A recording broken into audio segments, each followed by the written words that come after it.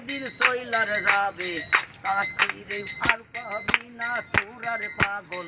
তালাশ কইরে আর পাবি না তোরা নগরবাসীরা আমি বন্ধুর প্রেমে আগুনে পুরা দিকের গোলাম মাওলা আদমপুরি রহিশিকার গুরু আমার গুরু যশোর জেলা আলমনগর গাজী গোলাম মাওলা।